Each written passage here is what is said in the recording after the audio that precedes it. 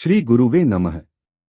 मित्रों, आज हम यहाँ पर तंत्र मंत्र यंत्र के विषय में चर्चा करेंगे। यंत्र मंत्र तंत्र का बिगड़ा हुआ रूप ही मंत्र, जंतर, तंत्र है। इन्हें जानने वाले ओझा, स्यानो, सेवड़ो, काला जादू या इंद्रजाल जानने वाले की भी जो तस्वीर सामने आती है उसे है। कोई अच्छी तस्वीर नहीं होती। लोग भय मिश्रित कौतूहल से इन लोगों को देखते हैं और इस विद्या के जानने वाले या ज्ञान से हीन परंतु पाखंड तथा दंभ का सहारा लेकर भूत प्रेत व्याधि उतारने, मारण, मोहन, वशीकरण के नाम पर अनाचार अभिचार करने वालों की काली करतूतों से इस विद्या पर किसी की भी श्रद्धा नहीं रही है।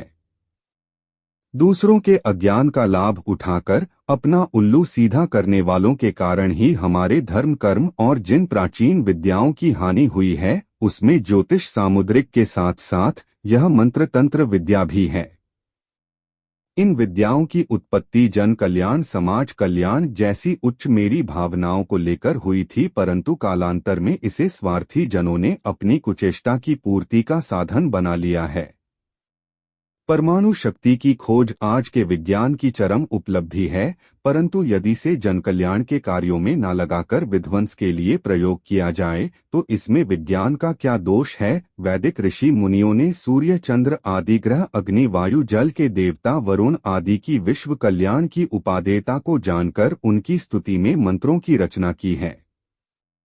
क्योंकि सूर्य के तेज से, प्रकाश के बिना जीवन का कोई काम नहीं चल सकता। इससे हमें गर्मी मिलती है, प्रकाश मिलता है, वनस्पतियों को जीवन मिलता है। अग्नि और वायु भी हमारे जीवन के लिए परम आवश्यक तत्व में प्राण के बिना जीवन नहीं रहता। इन्हीं सब बातों का सूक्ष्म अन्वेषण करके ऋषि मुनि इन्हें प्रसन्न करने या अपने अनुकूल बनाने के लिए स्तुति मंत्र बनाए थे।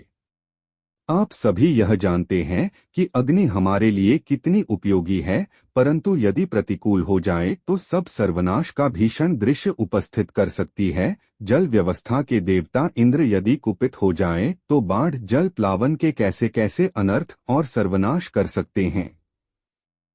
वायु देवता यदि कुपित हो जाए तो आंधी, तूफान, बवंडर से नाश भी कर देते हैं। दैविक विपत्तियों से युद्ध, महामारी, जननाश होते रहते हैं। इन सब से रक्षा के लिए जो उपाय पूर्वजों ने निश्चित किए हैं सब वेदों पुराणों में लिखा हुआ है। तंत्र मंत्र यंत्र यह सब उपाय वैज्ञानिक सिद्धांतों पर आधारित है और जब तक इनके जानने वाले रहे और इनको विधिवत कहा जाता रहा इनके परिणाम भी निश्चित रूप से ठीक निकलते रहे। आज जब भी जहां कहीं भी इनका विधिवत अनुष्ठान किया जाता है तो सफलता अवश्य मिलती है। प्राचीन काल में आज कल की तरह छापे खाने तो थे नहीं। प्राचीन विद्या तो गुरु के मुख से शिष्य को मुखाग्र कराई जाती थी और जुबानी याद करने में आसानी हो जाए, इसलिए कम से कम शब्दों में इसमें अधिक से अधिक भाव आ जाएं, ऐसे सूत्र बनाए जाते थे और उन सूत्रों को भोजपत्र पर भी लिख लिया जाता था। और इस विद्या का महत्वपूर्ण भाग जो है वह गुप्त रखा जाता था और उसे गुरु शिष्य को ज़बानी बताता था और उसको गुप्त रहने का भी आदेश देता था। मंत्र का मतलब गुप्त सलाह होता था, इसी कारण मंत्र को गुप्त से गुप्त रखा जाता था। इसी कारण हमारा बहुत सा महत्वपूर्ण साहित्य और विद्या लुप्त हो गई हैं।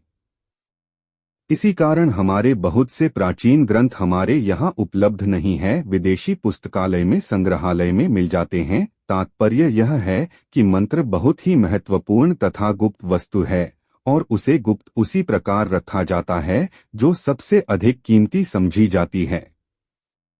वैदिक मंत्रों में ओंकार का होना आवश्यक वह निश्चित होता है, क्योंकि वैदिक प्रणव ओंकार है, जबकि तंत्र में प्रणवहरि को मानते हैं। मंत्र कैसे काम करते हैं, आओ इसको समझते हैं। हमारे मंत्रों का निर्माण वर्णमाला से हुआ है। प्रत्येक स्वर तथा व्यंजन की शक्ति अलग अलग है और इनमें भिन्न भिन्न प्रभाव उत्पन्न होते हैं। इसी कारण इनके विभिन्न स्वभाव गुण धर्म के अनुसार स्वामी देवता गण भी निर्धारित किए जाते हैं। कुछ स्वर ऐसे हैं जिनसे रौद्र रस का प्रभाव उत्पन्न किया जा सकता है और कुछ स्वर ऐसे हैं इनका उच्चारण करने से शांत रस का आविर्भाव होता है। देवताओं या शक्तियों के गुण स्वभाव के अनुसार जिन स्वर तथा व्यंजनों का सबसे अधिक मेल खाता था, इसका ज्ञान प्राप्त करके ऋषियों उन विशेष अक्षरों को लेकर उन देवताओं के मंत्रों का निर्माण किया जाता था।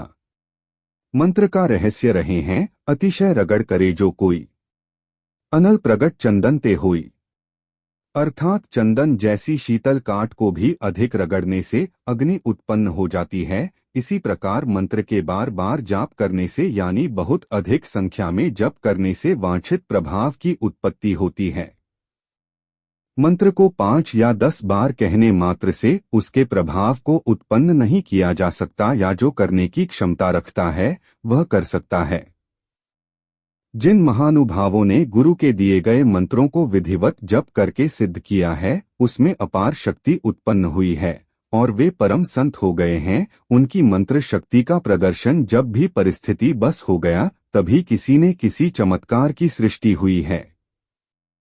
ऐसे लोग अपनी मंत्र शक्ति का प्रदर्शन कभी नहीं करते, परंतु कभी कभी दयावश करुणावश और वह लोगों के प्रकाश में आ जाते हैं।